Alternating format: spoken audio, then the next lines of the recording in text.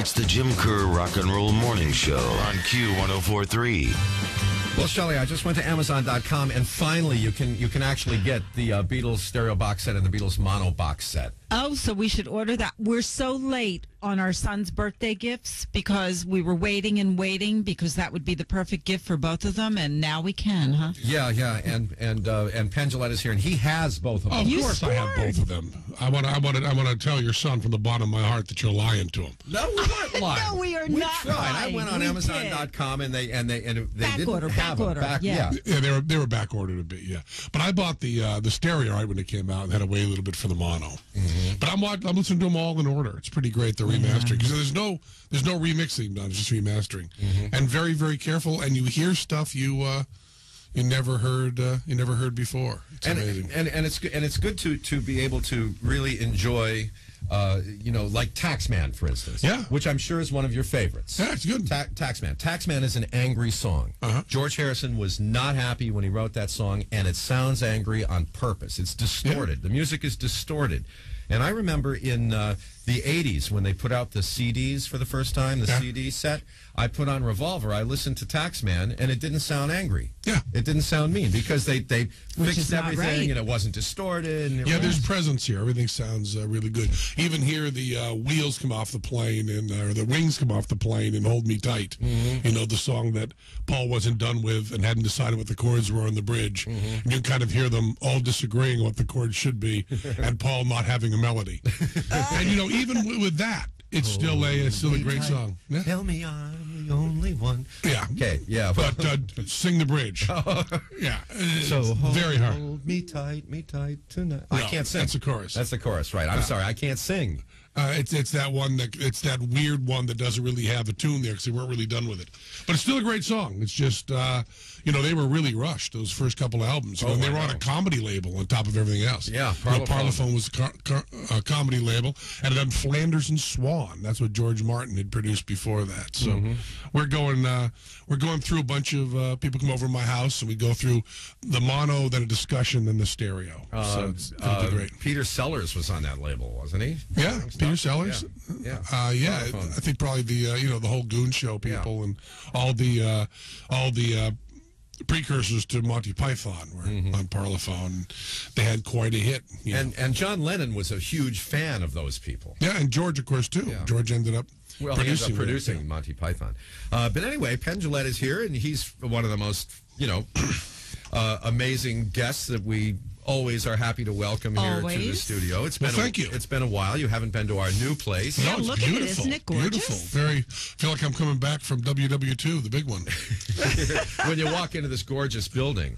As a matter of fact, they have a beautiful plaque downstairs with the name. Yeah, we were looking at it. We were looking at it. Employees of this building that served in beautifully World War II. restored. Some of whom didn't come home, and of course tomorrow is Veterans Day, so let's not forget that. But you're going to be on Late Night with Jimmy Fallon on Thursday, I guess. That's Thursday. Yeah. And tomorrow night you're going to be on the real late show on Fox News, Red Eye. Yeah. With Greg. Oh, and congratulations, your TV series, the title of which I can't mention on the air. So it's quicker if you just say BS. It abbreviates really nicely. Goes to its seventh season. No, seventh season is gone. Yeah, we are the longest running show in Showtime history. Wow. It's a little like being the shortest basketball player. But it's all the same. It's a record. Yeah, and we'll see reruns of that. Sure. Which will go on. That was a great concept, your BS concept. Oh, great. Thank you. Thanks. Well, if you build your kingdom on BS, you'll never run out of subjects for your show. That's for sure. And but it's visually appealing. I mean, there's naked women. That's what you meant by visually appealing. But it's visually appealing. No, the show. I'm talking about the production values. Yeah. The production values. Is that what you call it? The production values are very, very good. And the content is interesting. You don't, as a viewer, I don't always agree with everything you have to say, but I'm always interested. You can't be right all the time. When you disagree with us, that's how you can tell you're wrong about something. It's a really good bellwether level there. Okay, well, Penn Jillette is with us now. You're an entertainer. You're a famous entertainer. People go to Las Vegas. They pay lots of money to see your show with Teller. But you take... you are very open about your positions on very controversial issues.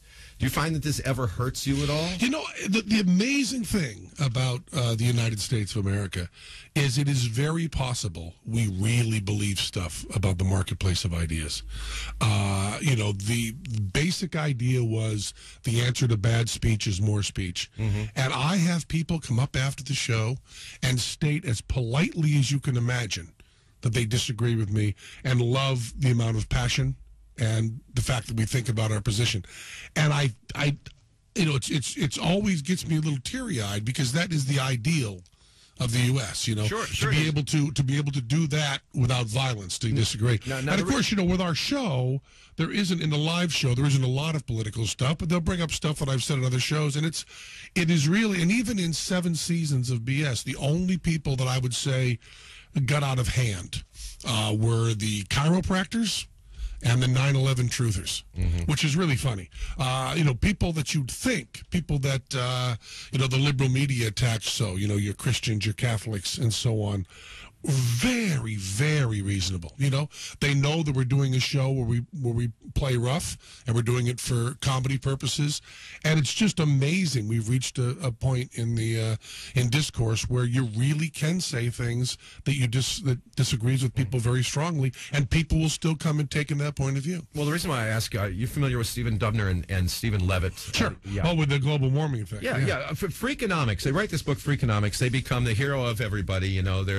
They're the authors du jour. Everybody loves them. They're brilliant. They're genius. The New York Times gives them a column in the Sunday New York Times Magazine. They are the it Which I've authors. been in 2 or 3 times. Right. They're the it authors. Yeah. Then out comes their sequel, Super Freakonomics, and they publish some information there that goes against settled assumptions about global warming, and they get excoriated. What's really interesting is they don't even deny in any way global warming. They just say that there might be other solutions besides just cap and trade. Mm-hmm. That's really the extent of their sins.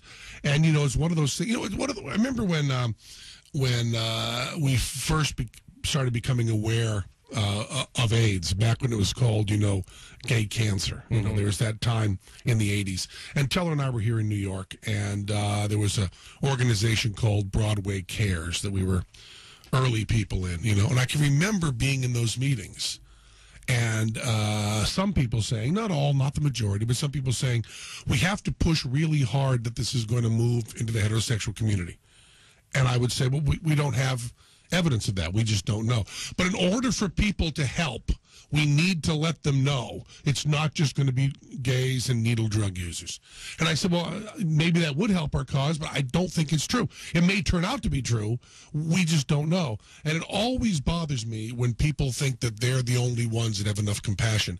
And I think that the Freakonomics guys are hitting that.